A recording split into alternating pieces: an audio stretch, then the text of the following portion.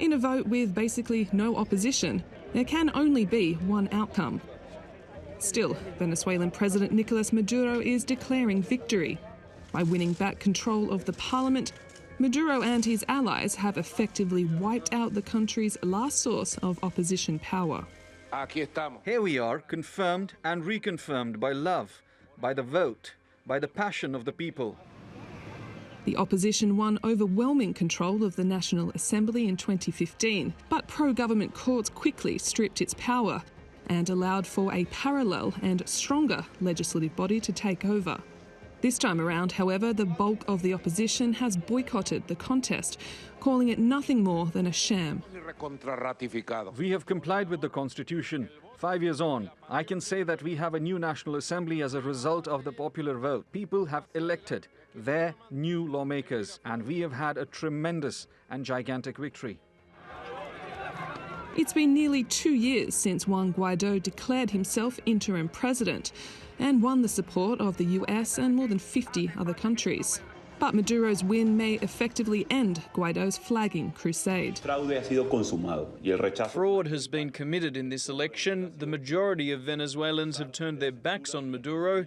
Those of us who want change are in the majority. There will be more sanctions, more pressure, more isolation and more rejection from the entire world for a dictator accused of crimes against humanity. More people have fled the economic crisis over the past 5 years than those who turned out to vote. The US and EU say there's no democratic process in Venezuela and no progress to be made under Maduro. Despite this, he now claims more power than ever before. Liz Maddock, TRT World. The UN Aid Agency for Palestinian Refugees says it's on the verge of collapse due to a lack of funding. It's had a hard time continuing to operate since US President Donald Trump withdrew funding in 2018. But as Mustafa Fatih Yavuz reports, the agency is hopeful that Joe Biden's administration will reverse this decision. Bassam al-Ghazi, a Palestinian refugee, lives with his 8 family members in a Gaza refugee camp. He used to work as a teacher in vocational schools run by the UN Relief and Works Agency. But the agency no longer had the money to pay him, so he was sacked in 2018. Since then, he has worked as a taxi driver. My life as an employee of an international institution was suddenly turned upside down. I got this car to be able to work and earn $5 to $6. What do you do with $5 to $6, especially in these circumstances?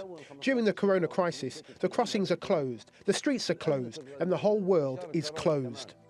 The agency he used to work for provides services to nearly 5.7 million Palestinian refugees. Last month, though, it said it had run out of money.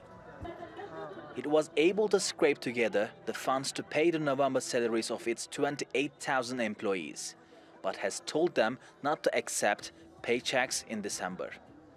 The US was by far the agency's biggest donor, but in 2018, President Donald Trump cut all funds to the aid group that amounted to more than $300 million a year.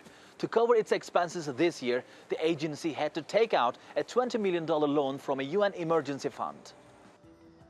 Trump recently lost his re-election bid to Joe Biden, and the former vice president says his incoming administration will restore humanitarian aid to the Palestinians. The Relief and Works Agency is hopeful it will get its funding back. We are planning a very important international conference to create predictability and sustainability to our financial situation. If we succeed in that, and if the American support resumes, and if our traditional donors, the Europeans, Turkey and other countries continue with their levels of support and hopefully increase it next year, I think we will create stability for our services. Bassam says it was his dream to work at an international institution, and he hopes his dream will come true a second time around. Mustafa Fatih, TRT World, occupied East Jerusalem.